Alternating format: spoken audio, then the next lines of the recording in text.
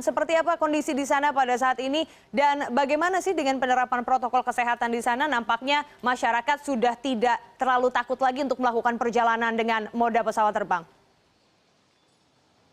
Ya, benar sekali Hanum. Kalau kita lihat dari sejak pagi saya berada di sini hingga saat ini ada sejumlah peningkatan dari penumpang yang begitu signifikan saya lihat. Kalau sekarang Anda bisa lihat di belakang saya, ramai sekali masyarakat yang ingin melakukan perjalanan ke sejumlah destinasi di berbagai kota di Indonesia. Kita lihat tadi kalau kita lihat di counter check-in maupun juga di counter validasi dokumen kesehatan, hampir sebagian besar antrian terjadi. Dan meskipun kalau kita lihat dari antrian ini tidak terlalu signifikan waktu lama, namun kalau kita imbau kepada masyarakat yang ingin melakukan perjalanan keluar kota menggunakan pesawat terbang, untuk datang lebih awal karena tentunya akan ada protokol kesehatan yang akan diterapkan di sini, baik antrian-antrian dengan jarak kurang lebih 1 meter antara satu orang dengan yang lainnya, kemudian harus mengantri terlebih dahulu juga terhadap untuk check-in dan lain sebagainya. Dan yang perlu diperhatikan adalah kalau kita lihat dari prediksi PT Angkasa Pura II ini sendiri, nantinya akan ada setidaknya 65.000 penumpang yang akan melakukan perjalanan pada hari ini. Nantinya kalau kita lihat dari tanggal 28 hingga tanggal 1 November 2020 diprediksi akan ada peningkatan sejumlah 15%, Hanum.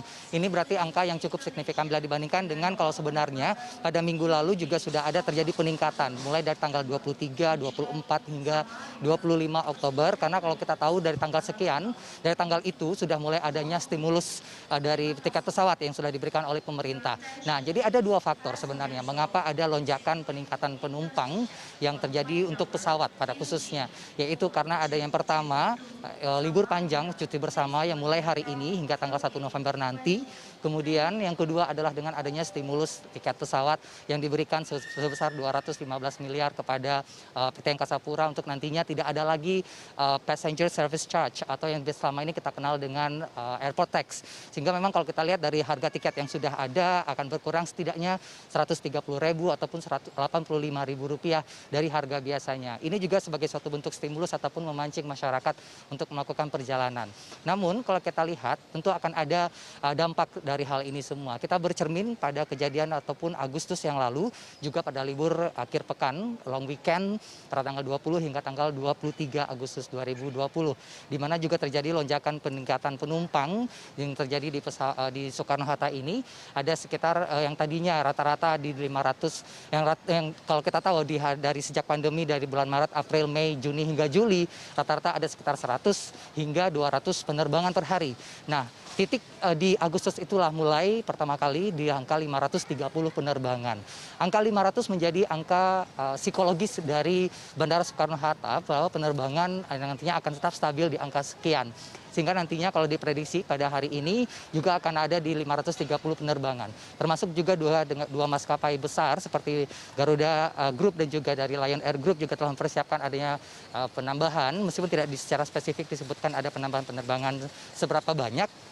Namun memang kalau secara total dari 65.000 penumpang setidaknya ada 530 paling tidak ada penerbangan yang juga akan dilakukan pada hari ini, besok juga hingga tanggal 1 November. Nah, kalau kita melihat dari dengan adanya peningkatan-peningkatan ini, kemudian juga ada stimulus yang tentunya ada pergerakan-pergerakan yang juga lebih banyak dibandingkan dengan Agustus yang lalu. Tentunya antisipasi yang harus dilakukan adalah dengan protokol kesehatan. Tadi saya telah melihat bagaimana setiap waktu ataupun di setiap menit dari Bandara Soekarno-Hatta ini ataupun airport Angkasa Pura ini selalu memberikan informasi kepada masyarakat untuk tetap menjaga jarak, kemudian menggunakan masker dan lain sebagainya. Namun memang kalau kita lihat dalam kondisi ramai seperti ini, setidaknya bagi masyarakat diimbau untuk tidak mengikuti ataupun adanya kerumunan-kerumunan orang ataupun juga kalau memang mengantri memberikan jarak antara satu dengan yang lain. Sehingga memang bagaimanapun perjalanan yang ingin dilakukan setidaknya aman dan juga tetap menjaga kesehatan. Hanum. Baik, Roni, singkat saja, apakah bisa dipetakan maksudnya tujuan-tujuan yang paling banyak dituju oleh masyarakat yang menggunakan moda transportasi pesawat ini kemana saja dan apakah hal sebaliknya juga terjadi? Ada arus kedatangan penumpang dari bandara luar kota ke Soekarno-Hatta begitu kalau dari pantauan Anda? Benar sekali Hanum, kalau kita lihat memang destinasi-destinasi favorit seperti biasa, Bali ataupun Denpasar menjadi destinasi favorit, termasuk juga beberapa kota di Pulau Jawa ataupun Kuala Namu. Karena kalau kita lihat, bercermin dari stimulus yang diberikan oleh pemerintah ini hanya berlaku pada 13 airport saja.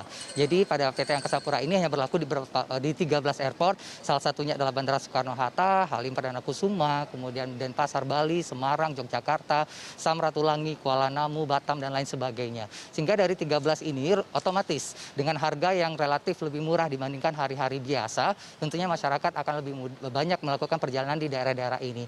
Tadi saya sempat berbincang dengan salah satu penumpang yang menyebutkan akan liburan ke Pulau Bali, dan juga ada beberapa yang ingin ke Balikpapan dan lain sebagainya. Nah, lokasi-lokasi ini memang kalau kita lihat juga termasuk juga bagaimana pemerintah mencanangkan untuk kembali menggeliatkan pariwisata di berbagai sektor, maupun untuk meningkatkan ekonomi masyarakat di daerah tersebut, sehingga memang tempat-tempat wisata ini yang akan menjadi incaran bagi masyarakat yang ada di kota Jakarta ini untuk pergi berlibur, untuk menghabiskan waktu libur panjang. Terkait dengan arus baliknya sendiri, kalau kita lihat memang angkanya tidak sebanyak yang akan berangkat, tetapi nantinya diprediksi nanti akan tanggal 1 November menjadi tempat mereka ataupun waktu mereka untuk kembali, karena memang akan beraktivitas kembali pada tanggal 2 November.